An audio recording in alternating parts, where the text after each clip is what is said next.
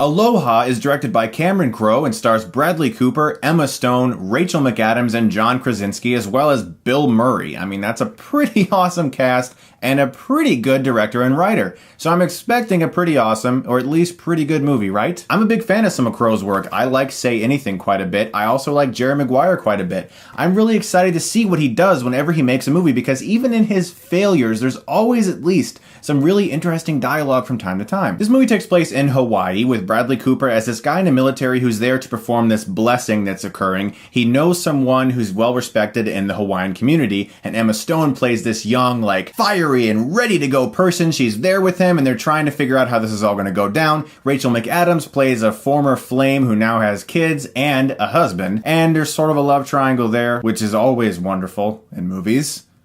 Aloha was a big disappointment for me because I go into a Crowe movie expecting certain things, and I go into movies expecting one specific thing, and that is called coherence. I like when movies make sense. I like when things happen in the order in which they should happen. Now, that being said, it's really cool to see a unique and different movie that's actually original. And there are aspects of Aloha that are like that. There are times throughout this movie where I was like, this is a really different and unique movie. I like this scene. This is a well-written scene. This is good performances. Well, this is really cool. And then the next scene, it's like this random thing that makes no sense. Why is it there? And actors who are doing things in a scene that just don't make sense. It's movie dialogue. And what I mean by that is sometimes you go to a movie and you hear people talking, specifically children in movies talking, and you're like, they would never say that. A kid would never say that. People would never say that. This is movie dialogue. And that's what a large majority of Aloha feels like. People saying really clever things written by a really clever person. But pushing those things aside, what is one of the most important things that a romantic film should have? Chemistry between the people who are supposed to be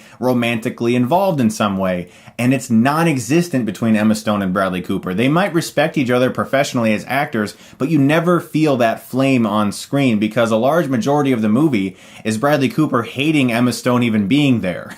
So it's kind of hard to create that feeling. And sometimes in a movie, you can, for instance, As Good as It Gets with Jack Nicholson and Helen Hunt. These two characters don't really get along for a large portion of the movie, but you're supposed to care about their relationship. And it works so well because of the dialogue and those actors being so good. Here, that similar type of trope between characters where one hates the other person, but the other one's kind of like into him, it just doesn't work because that chemistry, that flame, that intensity, that passion, you can't feel it. The other thing that was a little strange about this movie is that since it takes place in Hawaii, Crowe decided to have all of these spiritualistic Hawaiian undertones in the movie, like rituals and various things that are part of the Hawaiian culture. These are all really beautiful things as depicted in the movie, and I'm not like trashing on that. I'm just saying that it really felt odd and out of place, and I think that's this movie's biggest flaw. There are so many random things thrown throughout this story that make it so inept and completely incoherent, and you just can't really feel it or follow it because they're characters who are strolling through various scene setups. That's what it feels like. Here we have this scene. Do something witty and clever. Now we have this scene. Let's talk about the Hawaiian culture. Now we have this scene. Let's talk about a satellite that was launched into space. It just doesn't mesh. The whole movie feels like this giant mess of various ideas that could have been good if they were in a coherent picture. Now that being said, despite the fact that these actors don't really work that well together, they're not giving bad performances. I think everyone's on their A game. They're just stuck in a movie that is not on the same game that they're on. And at one point in the movie, I was like, is this going to be another one of those 2.5 hour comedies? Because it just felt like it was going on and on. This movie isn't even 2 hours long. That's not good. The pacing is not good either. Aloha was a big disappointment. I liked certain scenes in this movie. There were certain moments of charm. Some of the characters were nice and fun characters, but they just didn't fit in, and Bill Murray was a complete waste in this movie. He had nothing cool to do. He was just... Ugh. I'm gonna give Aloha a C-. It's a movie that has some clever scenes, but those clever scenes feel like just that.